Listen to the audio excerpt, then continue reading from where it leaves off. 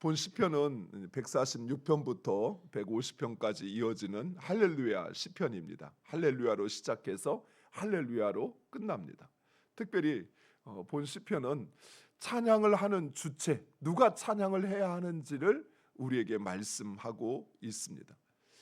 우리가 좀 텀을 두었다 보니까 앞서 있는 146편과 147편은 우리가 왜 찬양을 해야 하는지를 말씀했습니다. 그것을 잠시 살펴보고 넘어가겠습니다. 우리가 하나님을 찬양해야 하는 이유 가운데 첫 번째는 하나님은 우리의 소망이시기 때문입니다. 우리가 세상 가운데 우리의 삶을 온전히 의지할 수 있는 사람이나 대상은 없습니다. 왜냐하면 모든 인생은 죽음을 맞이합니다. 더욱이 언제 죽는지조차 우리는 알지 못합니다. 태어날 때도 그렇더라고요. 이제 과학이 발달해서 출산 예정일을 병원에서 이야기해 주지만 우리는 그 예정일이 마치 과학적인 분석을 통해서 이루어지는 것처럼, 그래서 정확한 것처럼 생각하지만 실제 그렇지 않다고 하더라고요. 그냥 다만 그때쯤 태어날 것이지, 우리가 태어나는 때와 시간을 정하시는 분은 우리의 창조주 하나님이십니다. 이처럼 모든 인간은 또한 이 땅에서 삶을 살지만 죽음을 맞이합니다. 영원한 존재는 없습니다. 더욱이 자신의 죽을 시간을 아는 사람도 없습니다. 하지만 우리 하나님은 영원하십니다. 우리 하나님은 언제나 존재하시고, 그리고 그분은 항상 우리와 함께 하신다는 사실입니다. 또한 하나님은 온 세상 모든 만물을 다스리시는 통치자이시기에 찬송해야 합니다. 세상 가운데 하나님의 다스림을 받지 않는 존재는 없습니다. 스스로 자라거나 스스로 성장하거나 스스로 그 삶의 과정을 거치는 것이 아니라 누구나 무엇이든지 하나님의 다스림 가운데 존재한다는 사실입니다. 그런데 그 하나님은 선하신 뜻 가운데 이 세상을 통치하십니다. 비록 우리 눈에는 불행인 것처럼 보이고 고난인 것 같아도 하나님은 그것을 통해서 선을 이루신다는 사실이에요. 따라서 사랑하는 성도 여러분, 우리는 고난당한다고 해서 좌절하거나 절망할 필요가 없습니다. 왜냐하면 하나님은 그것을 통해서 선을 이루시기 때문입니다. 또 잘 나간다고 해서 교만하거나 우쭐해서도 안 돼요. 왜냐하면 하나님은 언제든 나를 낮추실 수 있는 분이시기 때문입니다. 우리는 다만 겸손히 나의 삶을 주장하시는 하나님을 인정할 뿐인 것이죠. 세 번째, 하나님을 찬양하는 일은 선하고 아름답고 마땅하기 때문입니다. 우리 하나님은 마음이 상한 자를 고치시며 또 우리의 상처를 싸매어 주시는 분이십니다. 무엇보다도 하나님은 우리 한 사람 한 사람의 그 이름을 기억하시며 우리를 향한 계획을 가지고 계십니다. 이런 하나님을 찬양하는 것, 그것은 너무나도 당연하고 아름답고 선한 일이라는 사실입니다. 찬양할 게 있어야 찬양하지, 뭐 좋은 일이라도 있어야지, 이것은 우리의 생각이지. 하나님께서 우리의 삶 가운데 행하시는 그 모든 것을 살펴보면 우리는 어느 때든지 어떤 상황에서든지 하나님을 찬양해야 한다는 사실이에요. 사랑하는 성도 여러분, 이 사실 꼭 기억하시기 바랍니다. 진정 그 하나님이 우리의 삶을 다스리시는 영원한 우리의 창조주이시오, 그리고 우리의 삶의 구원자이심을 확신하신다면 우리의 입에서 하나님을 찬양하는 것은 내가 어떤 상황에 있든지 항상 있어져야 할 것이에요. 자, 그렇다면 누가 하나님을 찬양할 것인가? 오늘 본문의 첫 번째, 하늘에 있는 천사들도 하나님을 찬양해야 한다라고 말씀하고 있습니다. 이 천사들 역시 하나님의 피조물입니다. 따라서 천사는 숭배의 대상이 아니라 하나님을 찬양해야 하는 피조물이라는 사실입니다.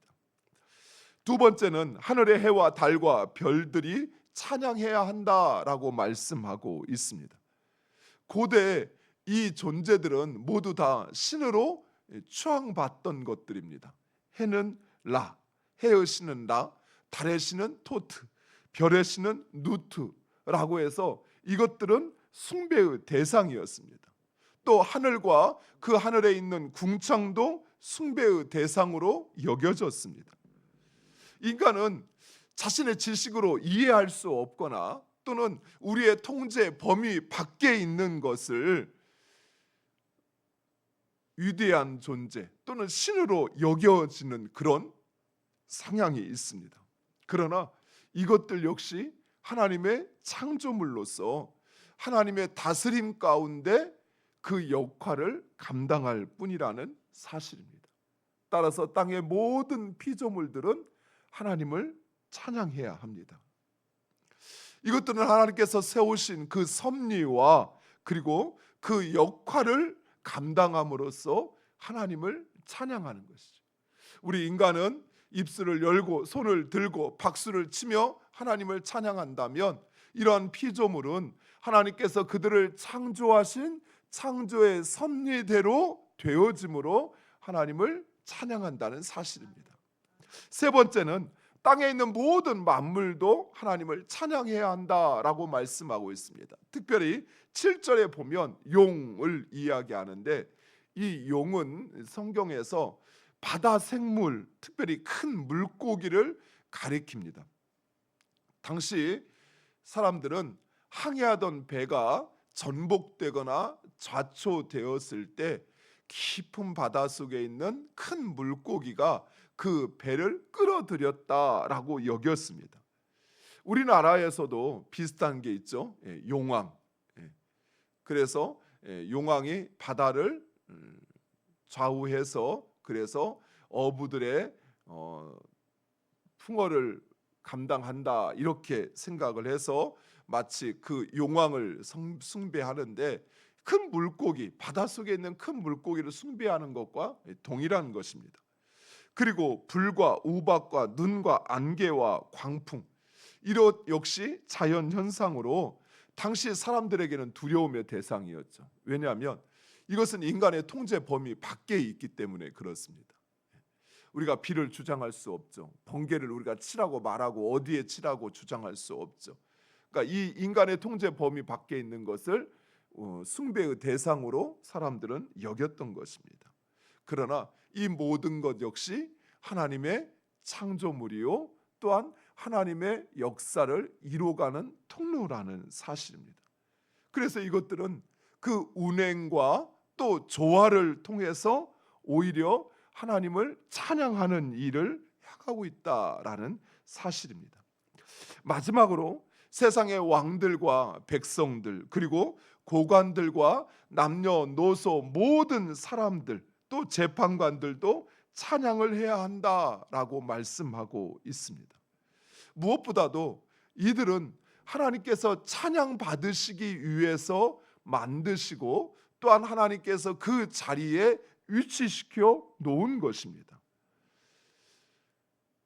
내가 권력자가 된 것은 내가 선거운동을 잘해서 또 내가 재판관이 된 것은 내가 공부를 잘해서만 된 것이 아니라 하나님께서 나를 통하여 찬양받기 위하여 나를 그 자리에 세우셨다는 사실입니다. 따라서 우리는 그 하나님을 찬양해야 하는 것입니다. 무엇보다도 오늘 시인은 우리가 하나님을 찬양해야 하는 이유가 의무나 또는 책임이 아니라 하나님을 가까이 하는 사람에게는 늘 그 찬양이 있다라고 말씀합니다. 마치 우리가 저 멀리 밖에 자연에 나가서 아름다운 자연이나 또는 절경을 보면 나도 모르게 이야 하면서 찬사가 나오죠. 좀 높은 산, 뭐 여기 덕유산 같은데 향적봉 같은데 이렇게 올라서 한겨울에 쭉 그 설경을 보면 나도 모르게 이야 하면서 멋지다라고 이렇게 고백이 나오는 것처럼 우리가 하나님의 그 영광과 하나님의 그 능력을 보고 경험하게 되면 우리의 안에서 자동적으로 그 하나님을 찬양할 수밖에 없다는 사실입니다. 사랑하는 성도 여러분, 우리는 그 하나님의 능력과 그리고 그 하나님께서 행하시는 그 모든 것의 영광이 어떠한지를 알아야 합니다. 다윗이 많은 시편을 통해서 하나님을 찬양하는 이유가 바로 거기에 있습니다. 다윗은 그의 삶에서 하나님의 그 능력을 수시로 경험을 했어요. 다윗은 그의 삶에서 하나님의 영광이 어떠한지를 그는 맛보아 알았던 것입니다. 사랑하는 성도 여러분, 우리 역시 마찬가지. 우리의 삶에서 하나님의 능력이 어떠한지를 알아야 합니다. 그 하나님의 영광이 모든 만물을 통해서 그 하나님의 일을 행하셔서 영광 받기에 합당하신 하나님의 영광이 어떠한지를 맛보아 알아야 돼요. 그러려면 우리의 삶에서 끊임없이 하나님을 찾아야 합니다. 그리고 그 하나님 앞에 내 삶을 다스리도록 맡기셔야 돼요. 내가 주장하려고 하는 것이 아니라 하나님께 맡기면 하나님께서 우리의 삶의 그 능력으로 하나님의 영광으로 우리의 삶을 주장하신다는 사실입니다. 또한 하나님은 그의 백성을 높이시는 분이시다라고 말씀하고 있습니다. 따라서 모든 성도들, 즉 하나님을 가까이 하는 모든 백성들은 그 하나님을 찬양할 수밖에 없다는 사실입니다. 사랑하는 성도 여러분, 모든 피조물들이 하나님을 찬양하는 것은 너무나도 당연한 일입니다. 하나님께서 나를 존재하게 하셨고, 또한 하나님께서 나로 살게 하셨고, 또한 이 땅을 살면서 그 하나님의 능력과 영광을 우리로 맛보아 알게 하십니다. 더욱이 하나님은 그의 백성된 우리들을 향한 선하신 뜻 가운데 우리를 인도하신다는 사실입니다. 사랑하는 성도 여러분, 어떤 상황이든 좌절하거나 그 상황으로 인해서 교만하지 마시고 오직 그 하나님, 나의 삶을 주장하시는 하나님, 나의 삶을 통해서 영광 받기를 원하시는 하나님, 그 하나님을 찬양하는 우리 모두가 되기를 간절히 축원드립니다. 기도하겠습니다. 아버지 하나님, 감사합니다.